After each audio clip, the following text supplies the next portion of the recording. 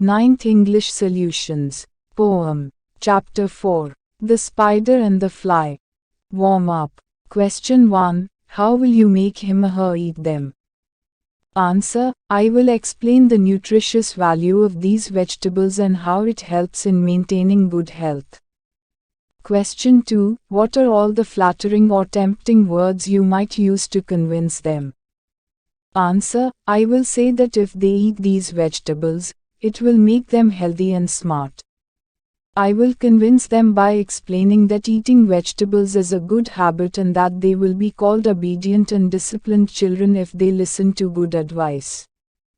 Textual questions. A. Read the following lines from the poem and answer the questions in a sentence or two. 1. The way into my parlor is up a winding stair. And I've many curious things to show when you are there. Question A. How to reach the spider's parlor? Answer. The spider's parlor can be reached through a winding stair. Question B. What will the fly get to see in the parlor? Answer. The fly will get to see many curious things in the parlor.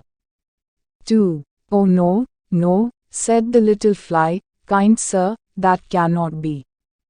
I've heard what's in your pantry, and I do not wish to see. Quote. Question A. Is the fly willing to enter the spider's pantry? Answer. No, the fly is not willing to enter the spider's pantry. Question B. Can you guess what was in the pantry? Answer. Only remains of dead flies may be found in the pantry. 3. Sweet creature, said the spider, you're witty and you're wise. How handsome are your gauzy wings, how brilliant are your eyes. Question A. List the words used by the spider to describe the fly.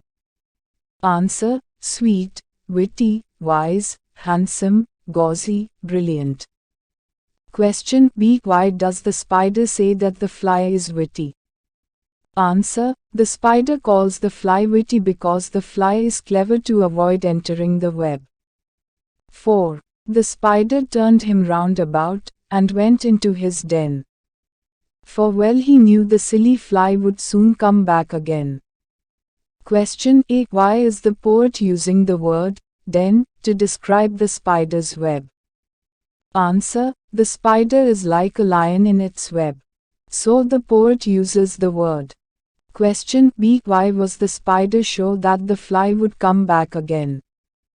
Answer. The spider has flattered the fly of its beauty, so he was sure it would come back again. 5. With buzzy wings, she hung aloft, then near and nearer drew.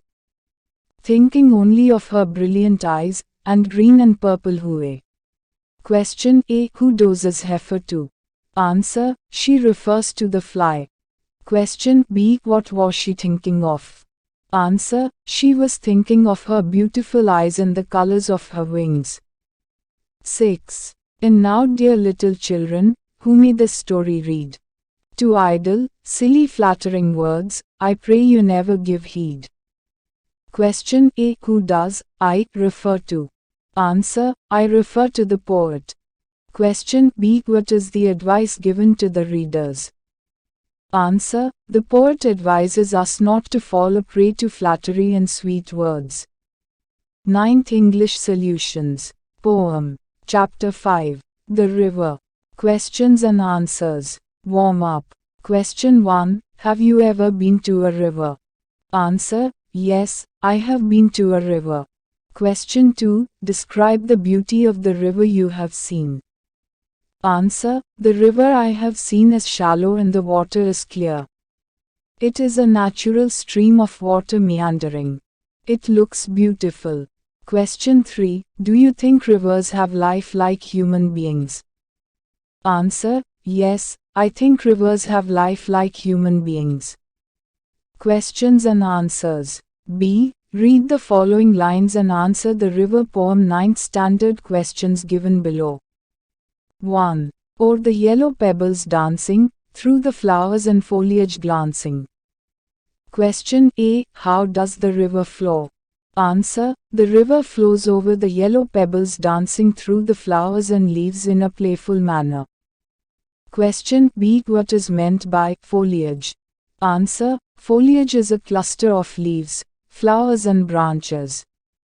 9th English Solutions. Poem. Chapter 6. The Comet. Questions and answers. B. Read the following lines from the poem and answer the questions in a sentence or two. 1. Rampaging through the heavens, never stopping day or night. Question A. How does the comet travel? Answer. The comet travels through the sky, making a lot of noise and causing damage. Question B. Which word could you replace rampaging with? A. Charging. B. Rolling. C. Speeding. D. Flying. Answer. Rampaging can be replaced with charging. 2. Faster than a cheetah with a tail that's miles long. Question A. Why is the comet compared to a cheetah? Answer. Comet is compared with the cheetah due to its speed. Question B. Whose tail is compared here? Answer. Comet's tail is compared here. 3. With shockwave reaching to the ground causing the land to quake. Question A. What is reaching to the ground?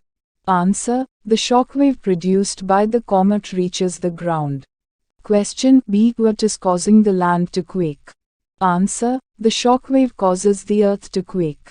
4. In the dust they leave behind, could have started life on the earth which resulted in mankind. Question A. What does the word they refer to? Answer. They refers to the comet. Question B. According to scientists, how did life start on Earth? Answer. According to scientists, life started on Earth by the dust left behind by these comets. 5. But I know no better spectacle than a comet in full flight. Question A. Who does I refer to? Answer. I refers to the poet, Norman Littleford. Question B. What is the best spectacle mentioned in the above lines? Answer. The best spectacle is the comet in full flight. 9th English Solutions. Poem. Chapter 7. The Stick-Together Families. Textual questions. A. Based on your understanding of the poem, answer the questions in a sentence or two. 1. The gladdest people living are the wholesome folks who make a circle at the fireside that no power but death can break. Quote. Question A. Who are the gladdest people living?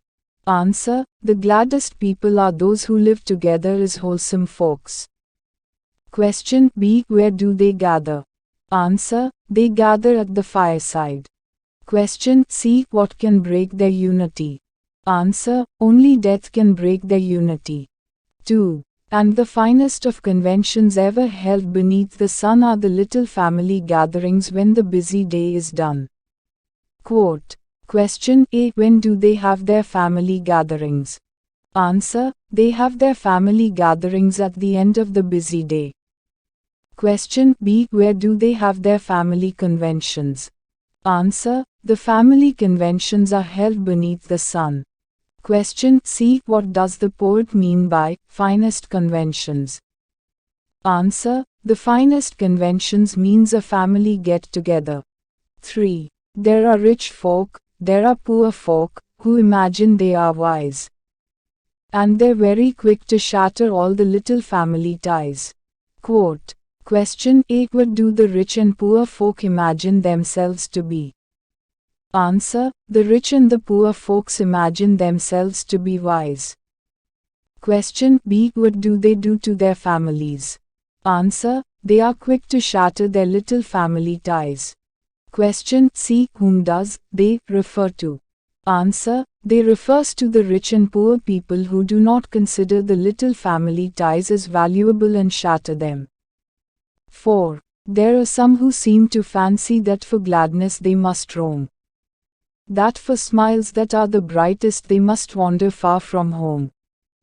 Question A. Why do they roam? Answer. They roam to attain gladness. Question B. According to them, when do they get bright smiles? Answer. They get bright smiles when they wander far from home. 5. But the gladdest sort of people, when the busy day is done? Are the brothers and the sisters who together share their fun? Question A. Who are the gladdest people? Answer. The gladdest people are those brothers and sisters who share their fun. Question B. When do they share their fun? Answer. They share their fun when the busy day is done. Question C. What does who refer to? Answer. Who refers to the brothers and sisters. 6. It's the stick-together family that wins the joys of earth, that hears the sweetest music and that finds the finest mirth. Question A. Who wins the joys of the earth? Answer. The stick-together families wins the joys of earth. Question B. How do they find their joy?